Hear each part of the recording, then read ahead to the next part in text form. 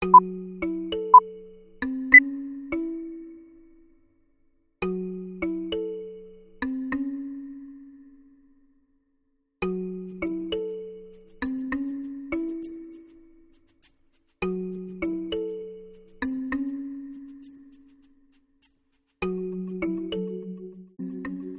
initial idea that I had for Back to Norma, it came from quite a few things.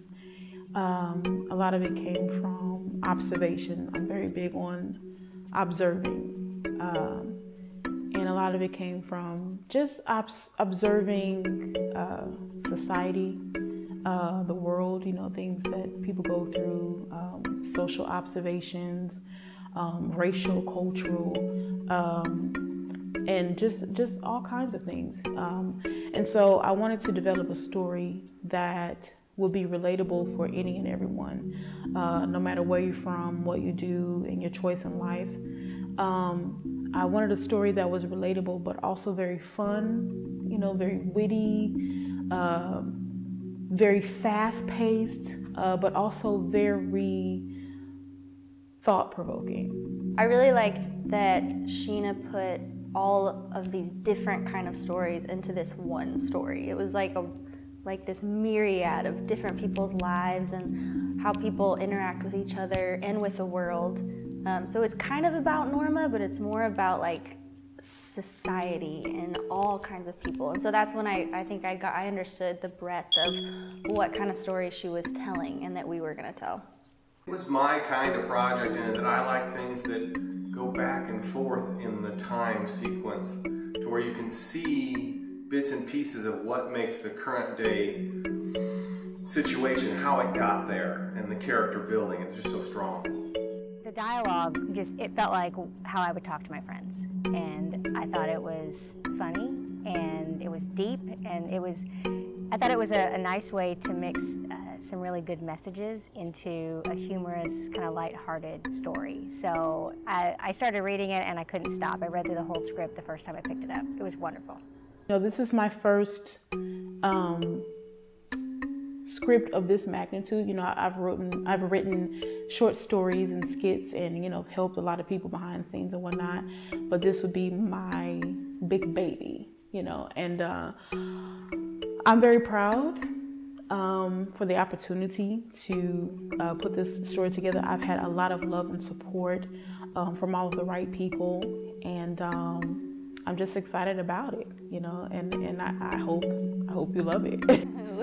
In the description, Norma's like kind of awkward and like super into like her own little world, and I felt like that was like me to a T. I've grown out of that to an extent, and I've kind of understood like how to interact with other people, but I'm definitely a lot like Norma in the whole like no one understands me, this is my world, and like you'll kind of interact with other people, but that's what I liked about her.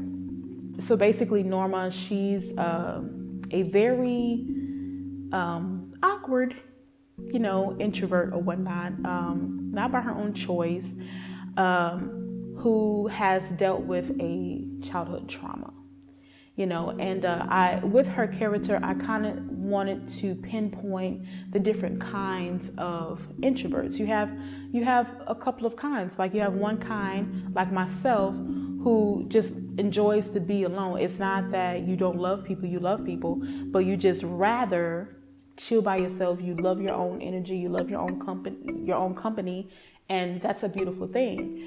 But then you also have other introverts that are introverts because something has happened somewhere. And then on the bigger scenes, especially toward the end, is where you can kind of see it come full circle and develop. So you kind of just do it with the character. She's this fun-loving, very vibrant spirit, but at the same time, she's very closed. She's very closed. There's a part of her that's very closed, and I think a lot of people deal with that. If you go outside and you go into society, you see all these beautiful smiling faces, but you don't really know the story behind it. You don't know what the person has gone through, what the person is dealing with, and what is really the reason for the smile that you see today. Relating to Norma, she is a very kind of down-to-earth character. She really knows what's going on around her. And what happened was very tragic and very sad, and it could be very serious to some people. And it was kind of like realizing that no matter how bad things happen, you can still make it beautiful in a way. And the script really played out to that, and it made it very poetic and very beautiful to see. I would say inspiration for her would be quite a few things. I'm a lover of like crude humor movies, and also like those 90s feel, those teen movies and stuff.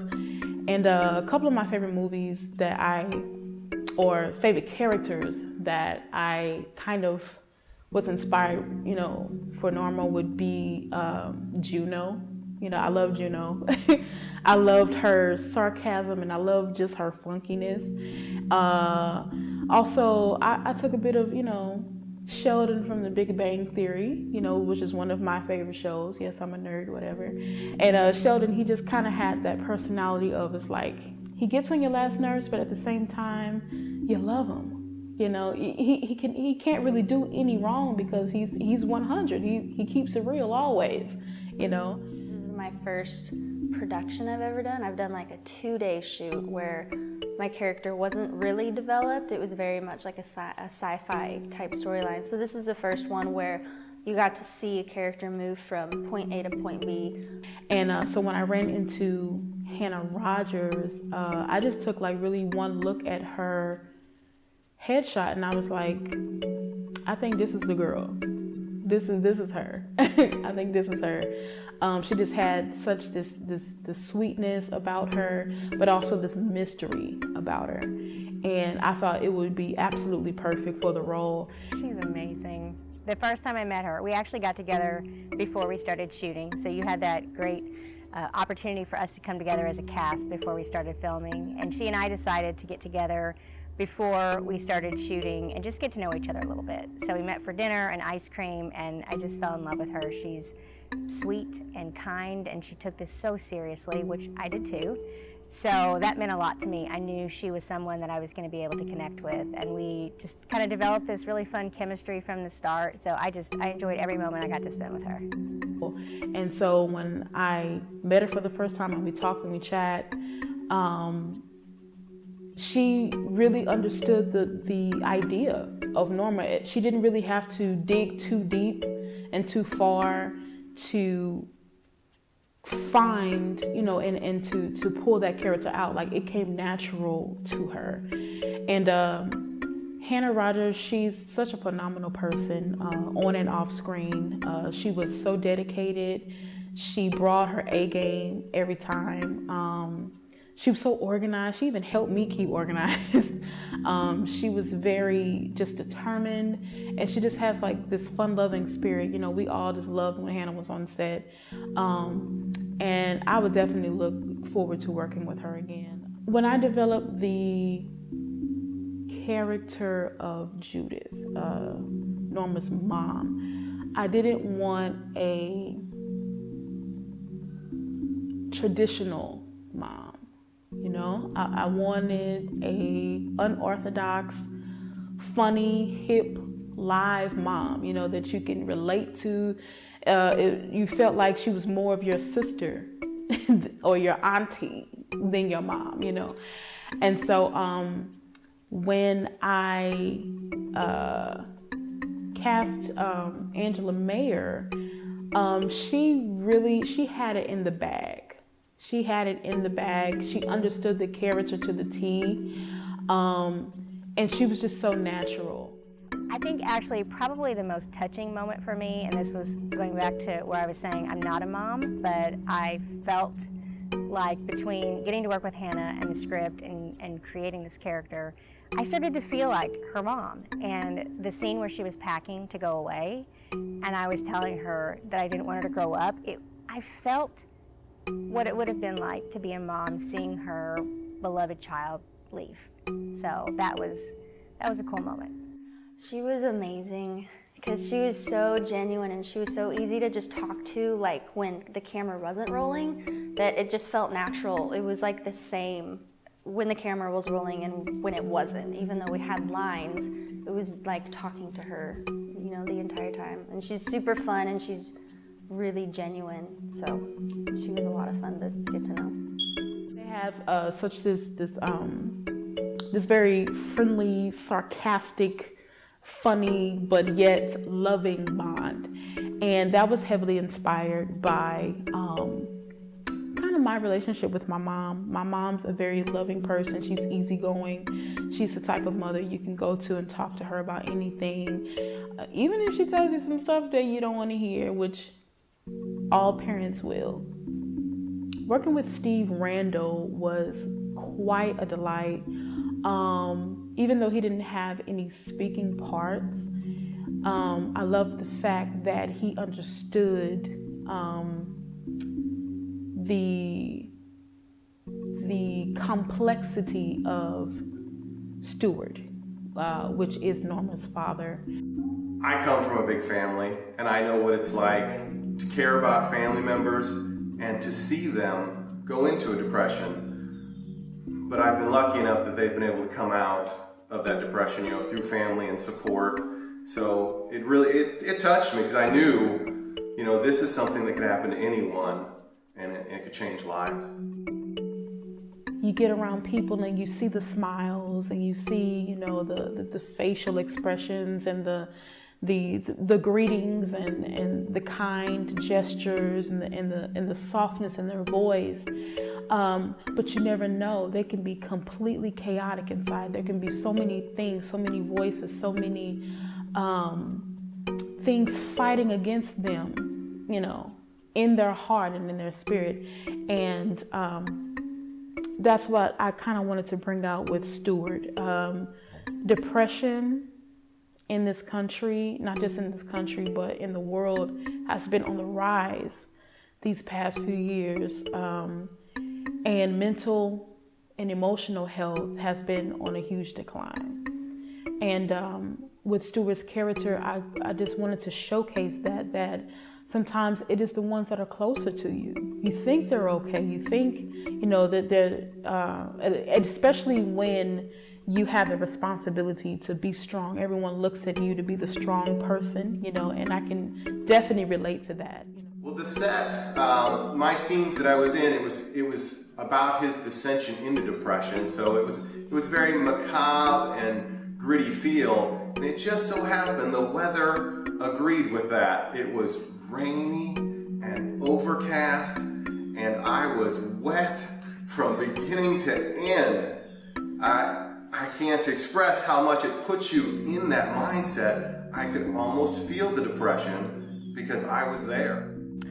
So after I cast the role of Norma, of course I needed to cast the young version of Norma, which would be the child age Norma for the flashback scenes.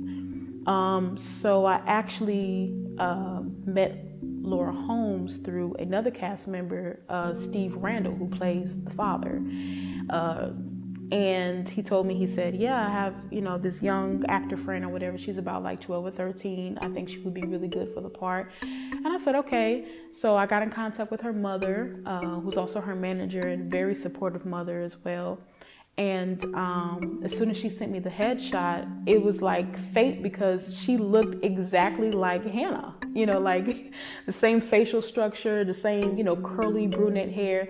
And I was like, oh my God, this is like freaking perfect. And it was so weird because Steve didn't even know what Hannah looked like. He'd never met Hannah before. So he didn't actually know who I cast for the adult role of Norma.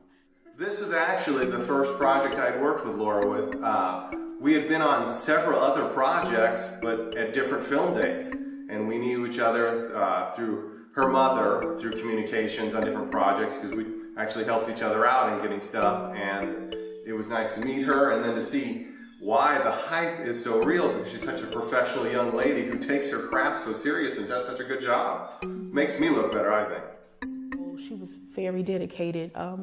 The day that we filmed the flashback scenes, it was actually raining. It was freezing raining outside. And I remember constantly asking her, are you okay? You know, we could take a break. We can, hey, if we have to postpone and, you know, pick another day. And she was just like, no, I'm good. You know, I'm good. Like, she was that dedicated, and she was such a hard worker, phenomenal young lady. She gave it her all.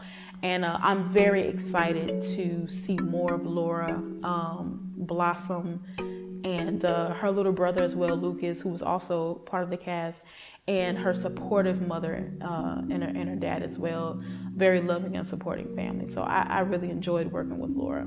I thought it was a very interesting experience. It was definitely different, and like Steve said, the weather really matched the whole vibe of the situation and the scenes, and the rain definitely really put everyone in the mood, and it was a very interesting experience. The main message from the Haileys is there really is no magic pill that's going to heal trauma. You know, when a lot of times when a family suffers loss, the family breaks. You know, people go this way, people go that way, they go their own way. And with Norma and Judith, it brought them closer. It made their bond stronger. They leaned on each other for strength. They leaned on each other for laughter. They leaned on each other for understanding, you know, in a world that misunderstands everybody. Back to Norma does have a lot of life lessons that people would really enjoy to take in, and one of them, like I said earlier, would be things being sad or tragic, no matter how bad they would be, you can still make it beautiful and turn it into something absolutely amazing. That no matter what you go through, no matter how bad it gets, that there's always hope. And I think that, to me, when I think of the underlying theme of this story, for me it was hope. You can get past tragedy, you can get past relationship problems, as long as you have hope and you keep trying. And I think that's what I hope people take away from this. The film has such a grounding in real life because we've all had those moments when we were younger that we carry with us forever. And if we can see that and change that so that we can make a better, family and world, that'd just be excellent. So that's why it really spoke to me quite a bit. I think definitely with Norma, my biggest things, I had a very strong period of depression for quite a few years. It was really bad. So like the whole turbulence of how she approaches life, I think the biggest thing that I would want other people to realize is that the surface that we all put out and that everyone feels, there's usually, especially if there was a trauma in past or depression or suicidal thoughts, there's always like that turbulent undercurrent, and the more we kind of brush that aside and ignore it, the bigger it gets, and especially toward like her breakdown toward the end, we all have that as like an undercurrent. And so I think to realize that everyone, when you are talking to people, realizing that they have a story, they probably have a trauma or an experience, and there's always that connection that we all have to each other. So just knowing that whenever you connect with people. There is life after loss. There is beauty, for ashes. And it may not come in the way that you expect or that you're used to, or that society tells you it should look like or feel like or be, but it's there.